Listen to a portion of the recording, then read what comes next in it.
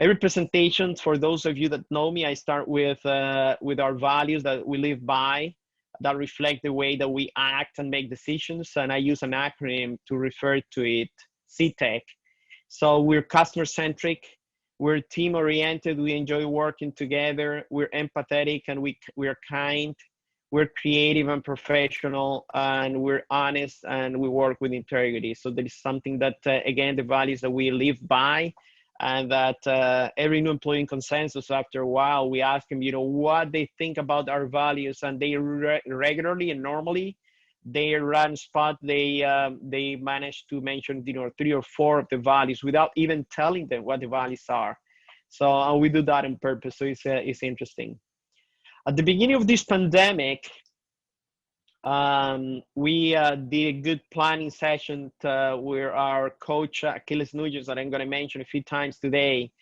And we reviewed the Stockdale paradox that we used at that time and how to prevail in time of crisis.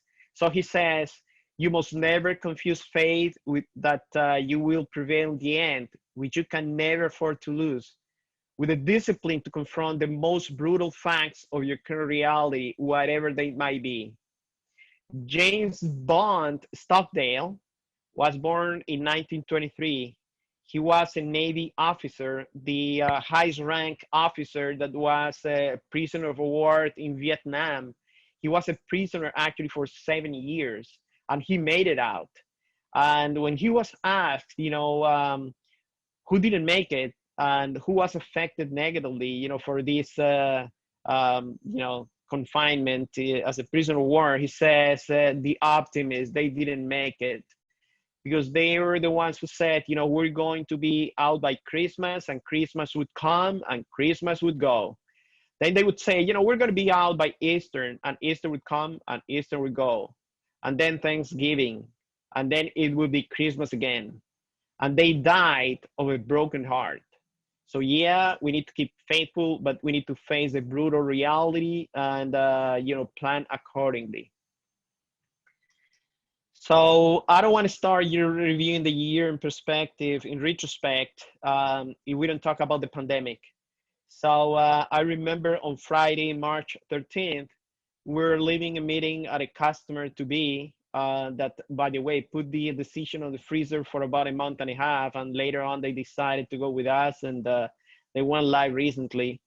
And having lunch with Mauricio, we started checking the news on the phone, and we realized that we needed to close the office immediately. That was something that we expected was going to happen, but it wasn't that imminent. So we decided to call everybody in the office and tell them to clean up the freezer and take their computers and screens back home, because we're going to be started working from home on Monday, March 16th.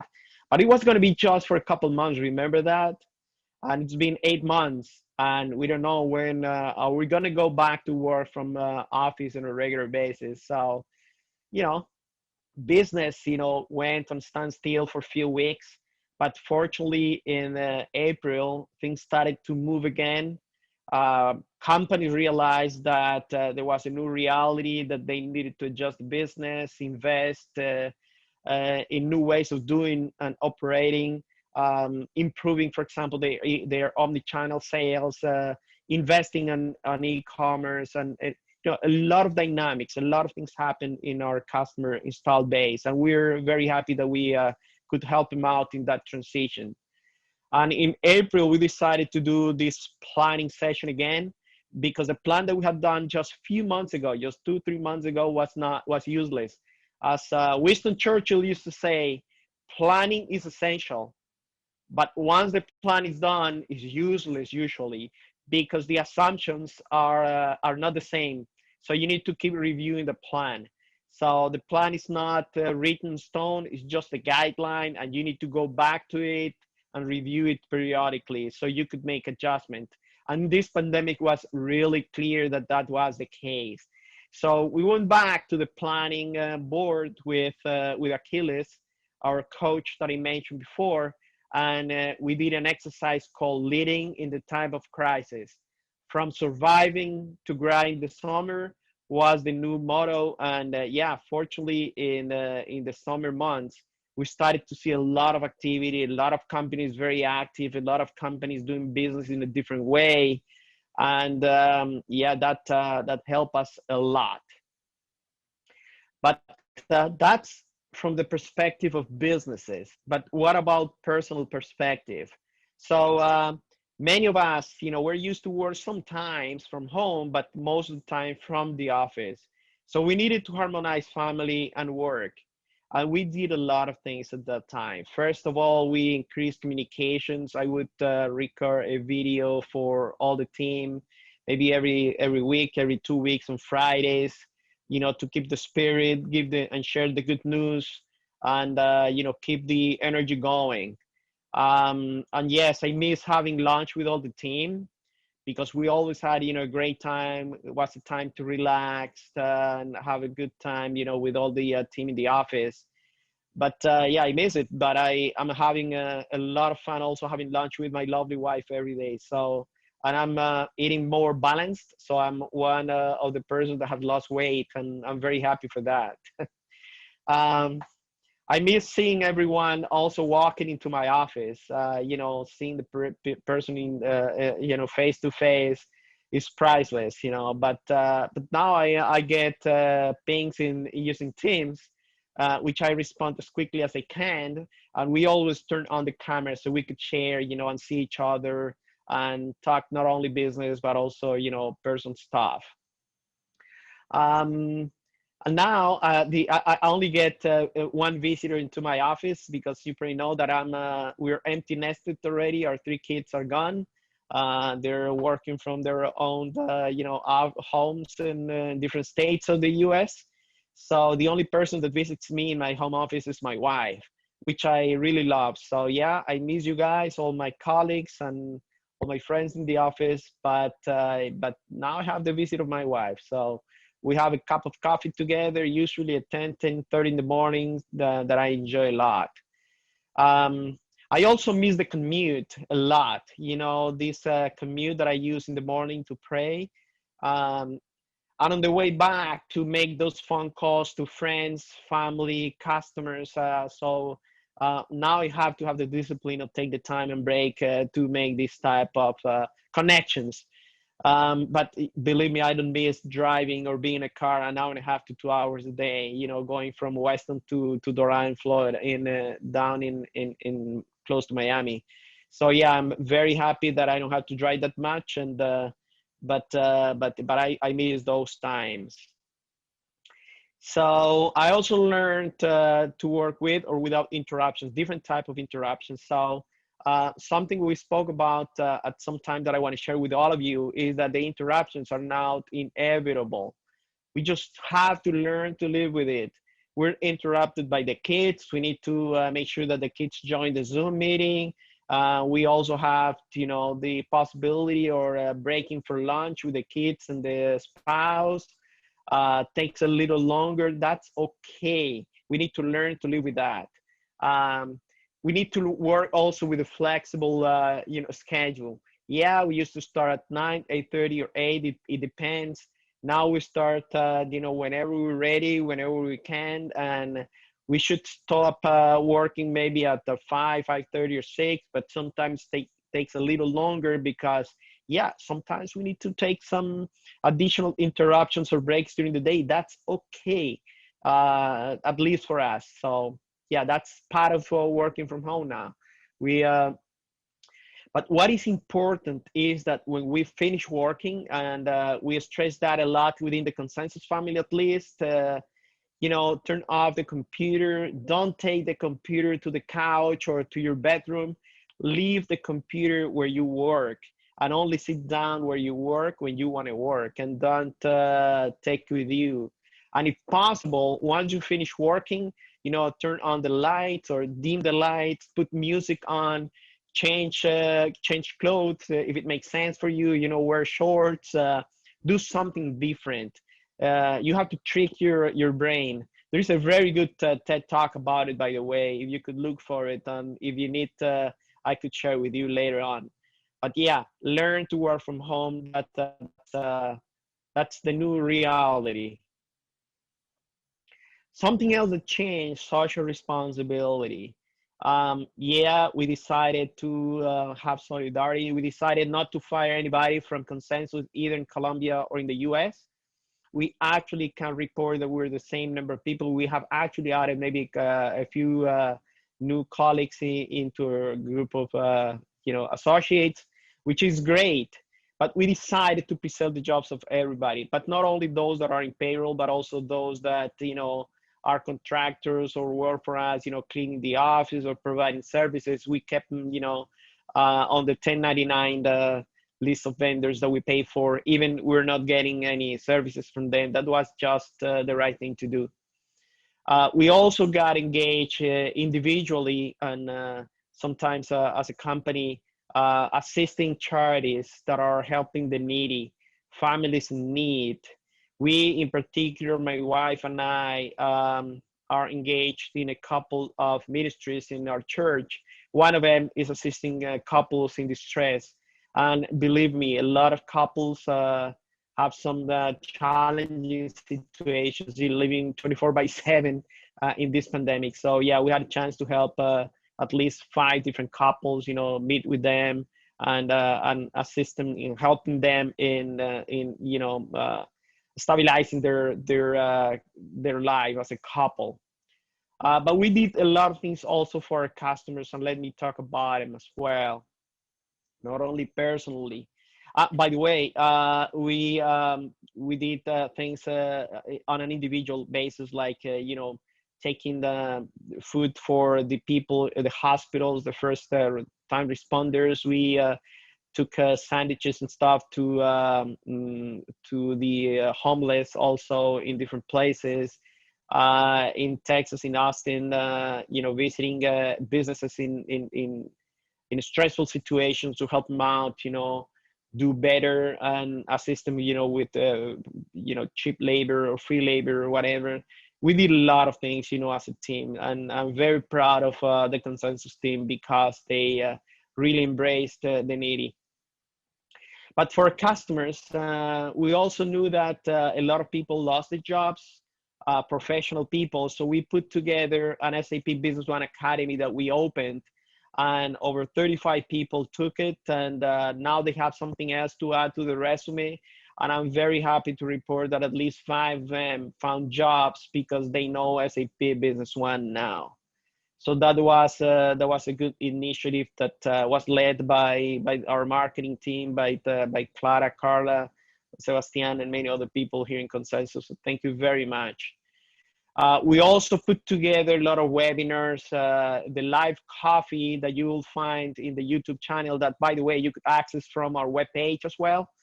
And we also put together webinars that are for you to consume, to share with the new employees, for example, if they want to learn more, about SAP Business One and how to make more out of it, of the tool that you have as a customer. And as mentioned before, in April, we did the planning with Achilles, the leading through a crisis. It was a very interesting workshop that we liked it so much that we decided to offer that to the CEOs of our customers.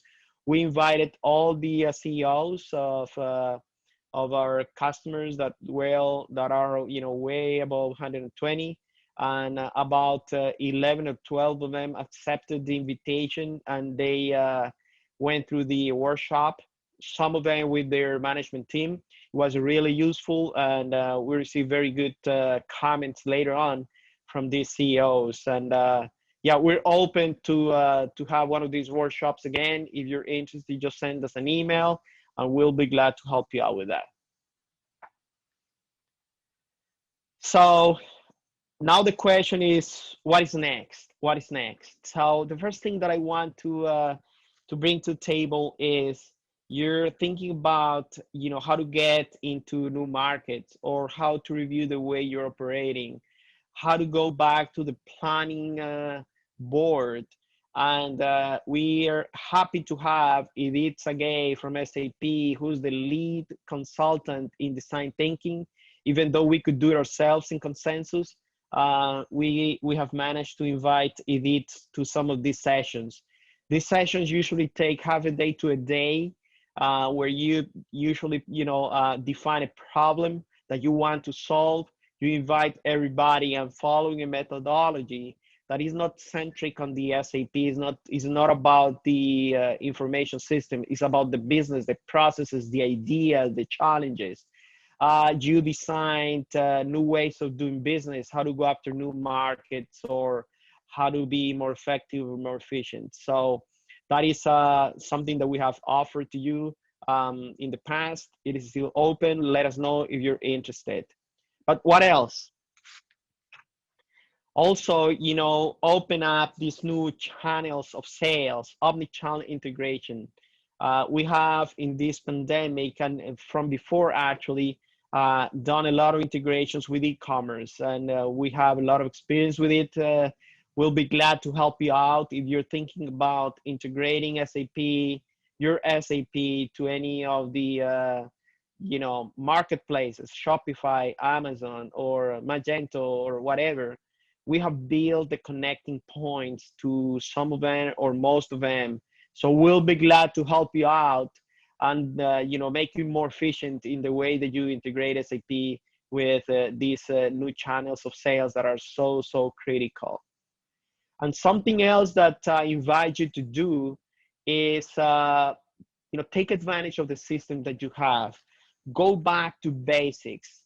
And when I say go back to basics, we mean, use the ABC queries that we have available. And if you don't have them, let us know. We'll be glad to get them installed. So identify the items that you have based on either the sales volume or the cost of the items, or how frequent you ship these items to customers. Do a classification ABC based on this, and focus on what are the items that you got to work on to become more efficient with your inventory. Either reduce the investment inventory, invest the time doing better planning and replenishment. So there are a lot of things that you can improve, and you have the tools. Just use them. I recorded a webinar about a month ago that you could see on our webpage, where you're going to find some very good ideas that you could implement in SAP.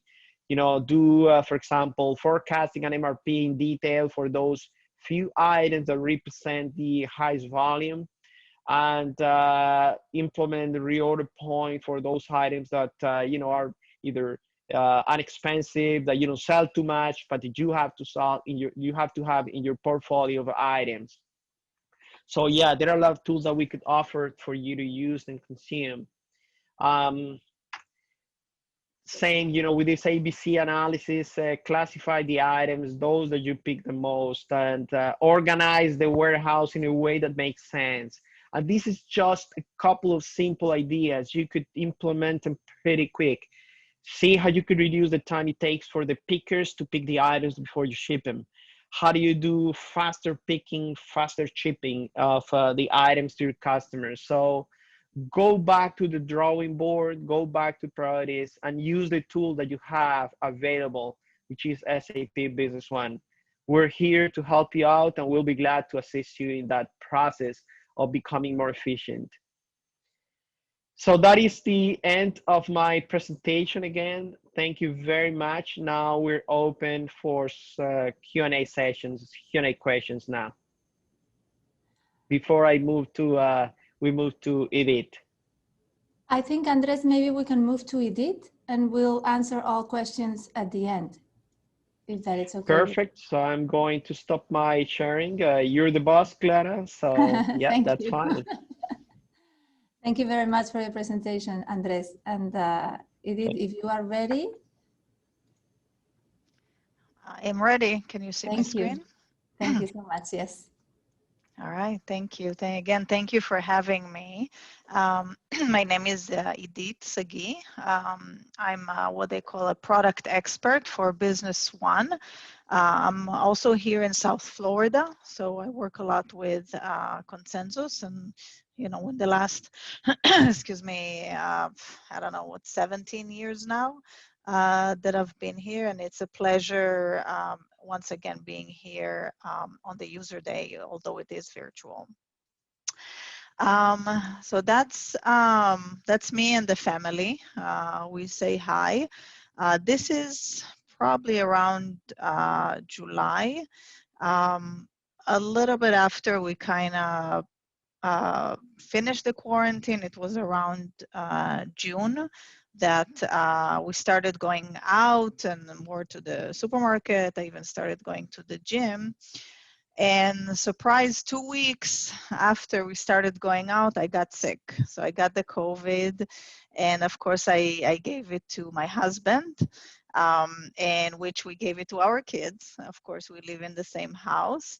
Two of my kids did not show any symptoms. The middle one actually was a little bit sick. He had some fever, and later he had a throat infection, but it wasn't related to the COVID, but it was at the same time. So that was kind of an interesting experience for us because we were really terrified in those months when, since they closed the school since March, we were home, we were quarantined, and then we got it. It was kind of depressing. It wasn't fun, but looking back, thank God we're over it, and we feel we're back to normal. No side effects, no anything. And then, I decided, because usually I travel a lot for my work, and now I've been home since January, which is kind of strange in 20 years of doing this. So we adopted a little puppy. He's 2 months in this picture. It was surprising that also there weren't a lot of dogs available in rescues. Because people were home and they wanted a companion, so a lot of the dogs were adopted very quickly. So we got lucky. We got Rocky here. He's now 5 months old. He's about 4 times the size that he is in this picture. So just wanted to share that about us. And yeah, these are the SAP board members, the 5 board members. And whenever everything started, SAP was really on top of things. We got updates almost on a daily basis. We were actually supposed to all be in Mexico, in Cancun, for the Innovation Summit. And that was, I think, mid-March. And it was, of course, canceled, but just a few days before. So it was a little bit chaotic. And once this whole thing started, everything shut down. SAP did send masks to all the employees. It's more than 100,000 employees that work for SAP. All the offices closed, of course, no travel whatsoever. I was kind of happy to be at home. Honestly, I work from home when I'm not traveling, so it wasn't such a big difference, except I now had 3 kids and a husband at home that needed attention. Online schooling, all of that was very challenging. Thank God now they're back in school, kind of half time, not like it was before, honestly, but they were happy to go to school, so it made me happy as well. I never thought that day would come, that my kids want to go to school. So during this time, SAP always took pride in the corporate social responsibility, sustainability, voluntarism, all of that. And they took it up a notch during the pandemic. So there were a lot of different programs that SAP did, much like, Consensus and Andres mentioned. But obviously a little bit in a bigger scale. So on a monthly basis, SAP always encourage us to volunteer in projects that they identify. And if there is stuff that we want to do as employees in our neighborhood, of course, they give us the time to do that. They also have the matching gift program. So if you make a donation to a nonprofit organization, SAP would match that donation. And this is a program that they started during the pandemic. The SAP 1 billion lives were is actually still a program that one of our board members came up with, Adair Fox Martin, and she gave the opportunity for all the SAP employees to submit ideas for new solutions, technological solutions that can help 1 billion lives. And what ended up with this program, it's really nice, came up 4 different unique applications that really centered around nonprofit, helping people. And you can learn more about it in this link. Also, SAP established 3 million euros emergency funds that went towards hospital workers, essential workers, just helping wherever we can. On the technology side, SAP opened the SAP course, open courses. I'm sorry, my son, please leave. I apologize for that. They opened the Open SAP. I don't know if you guys are familiar with that, but it's kind of like the Business One Academy that Andres was mentioning. They now opened it for everybody for free. So if you wanted to learn a new product, whatever it is, you can go ahead and do that for free. It's like, you know, weeks long of training, any product you can think of, or also soft skills, you know, how to do sales, you know, how to manage a sales process, really a lot of different topics. So that was really, really nice. Back to Best is another program that, you know, SAP kind of gathered all the software offering that can help customers get back on track, whether it's e-commerce and others. Again, I urge you to look into that, get some ideas, you know, because you need that extra boost in those times. And then there is some collection of stories and websites that you guys can take a look and kind of see what SAP is doing. So not everything was nice and peachy, right? There was a financial impact, and it was significant, both on Business One, of course, on SAP as a whole. And in November, beginning just a few days ago, SAP announced that they're cutting the projected budget by 3 billion, more or less. And that caused the SAP stock to drop about 20%, from like 130 to 90 or 97 in November. So that was kind of, you know, a surprise for us. And part of this strategy was announcing the cloud strategy for SAP, that we're going to focus more on cloud, and the recovery will take probably up until 2024 to go back to where we were. So it's kind of interesting to look at the stock here, because you know, when the pandemic was kind of in the beginning, before, you know, May and April, the stock was really low, and then we started to recover throughout the summer months, you know, very similar to what consensus have been through, and then the drop in November, but that was a very specific reason.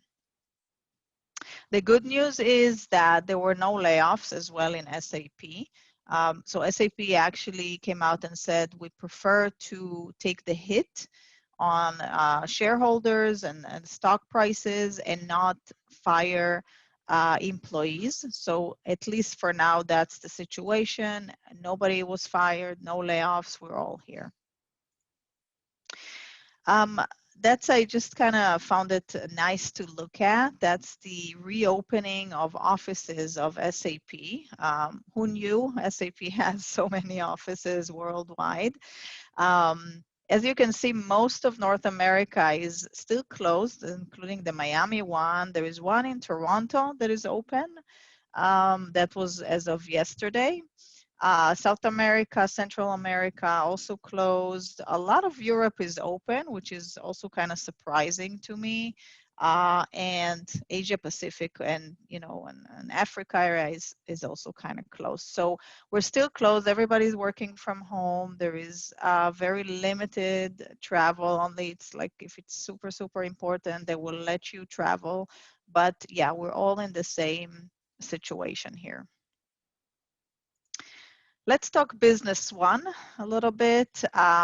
So this came out in December, and yeah, it hasn't changed. We're still, an important part of SAP strategy, the SME strategy. And this is Rainer Zino, which is our head of product management, that said that Business One is a centerpiece of SAP strategy, and we are strategically investing in it. It is strategic, and we're committed to the next 10 and 20 years. We're making sure Business One fit the next generation and for the next decades by enabling the digital services, so digital transformation can be done with Business One. And I think we're probably one of the first one that started with digital transformation and the intelligent enterprise. But this has been also a strategy of SAP, is really to take that core, that what we call intelligence suite, which is Business One and the other ERPs that SAP has, and allow it to grow using the intelligent technology. So not necessarily adding more and more features, but more taking what you have already and make it more intelligent, make it smart, so you can grow your business and just spend time on what's important and not spend time on the redundant tasks that usually find yourself doing. Remember that Cancun trip that we missed? So we actually did a virtual summit instead of doing the physical summit. It's still up and available. You can go in. It was live, of course, at the time in June. However, you can go in and replay the sessions that were offered. We had 4 days of sessions, and you can go in and learn some more about the product. Biz One, I'm sure some of you are familiar with it. It's part of the ASAG initiative that we actually have an annual conference only for Business One customers. And this year it was supposed to also be in October physically. And it was a virtual summit. You can also go in to bizone.com and watch some of the sessions on demand. It's very customer centric. So we, as SAP, we only had a handful of sessions. And mostly it came from partners and customers that sharing stories, successes, best practices, things like that. So you're welcome to go in and enjoy that free content as well. The roadmap, I think the major change we had was around feature pack. So feature pack replacing patches. So if you guys remember, we had, 9.3, patch 12, patch 13, 10.0, patch 1, 2. And then patch 3 became what we call a feature pack, which is going to be released quarterly. It's now kind of aligning with the SAP strategy of releasing new versions with other software. So now we're on board as well.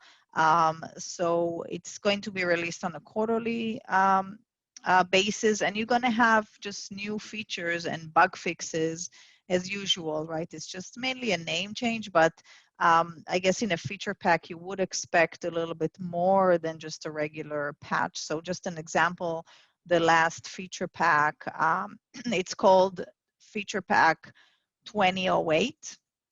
It's not 2008, it's 20 is the year 2020, and the 08 is the quarter of August, basically, quarter 3.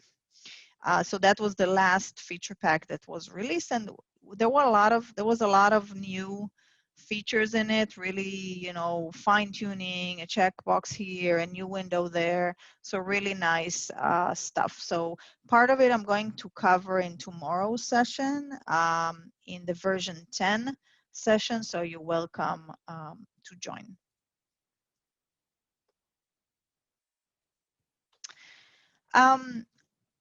Just want to spend a few minutes on the high-level story of Business One version 10 because this version was released this year. And really the main focus is really operation in the cloud. There will be some enhancement and fine-tuning to existing modules, but you're not going to see brand new modules. I think we're past that stage. At this point, it's just improving what we already have. It brings that value to the customers and partners and really make it an intelligent enterprise using those new technologies. So part of it was really the moving to HANA 2.0, which gives us new capabilities in terms of analytics, machine learning, and more. So the platform has changed. Before it was HANA 1.0. The user experience boosted by the web client, which is just a strict born in the web client that contain a subset of the functionality of Business One. Excuse me. The web client actually have a session tomorrow at 10 that you can come in and see it. It looks really nice. It's brand new. It has quite nice amount of functionality. It's geared toward salespeople that go and need to create a quote, an order, or an invoice, and need to look at inventory, need to look at some purchasing documents, have a really nice analytics piece to it. And once again, every feature pack, we're going to release more and more functionality that is covered by the web client. So at the moment, it's going to be a hybrid solution. So you're going to have their standard Business One with a standard client, and then maybe some of your employees may find benefit to switch to the web client. And then the final point is really around the integration. We have some major improvements in the integration framework 2.0 and a lot of predefined scenarios with different products out there. So some really nice functionality there.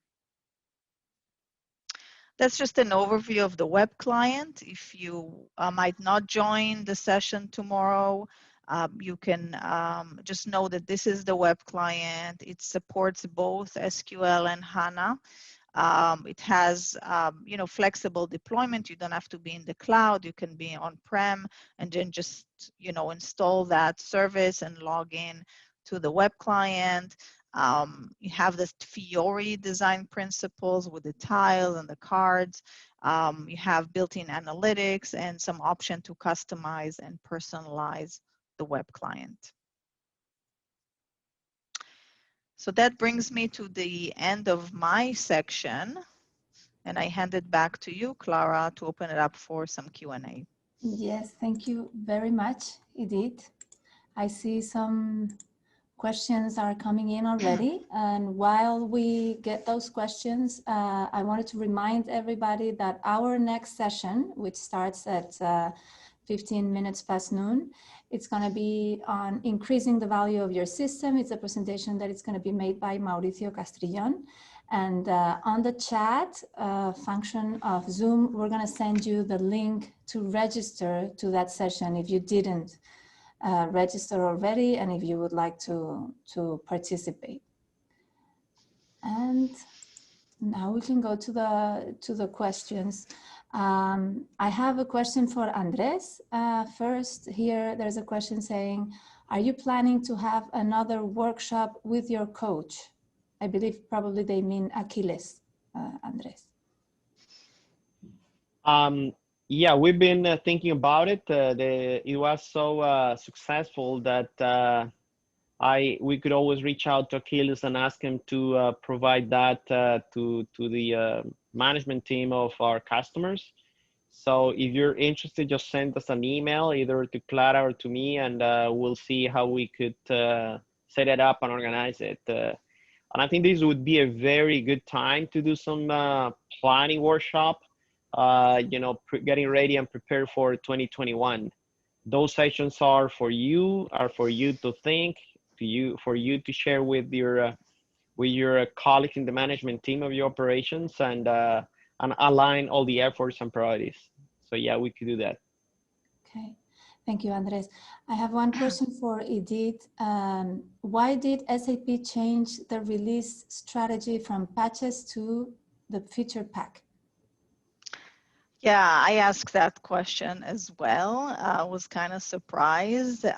It's basically just a general SAP thing that with other ERP softwares with SAP, so it's a quarterly release strategy. So we're just trying to align with everybody. I know some of you may be concerned that, you know, we're not going to get it soon enough because it's quarterly. There's still going to be what we call hot fixes. Which means if there's like an urgent bug or something like that, SAP would release a hot fix just for you, and you can implement it in your system. But otherwise, you're going to wait for the feature pack. Okay, thank you, Edith.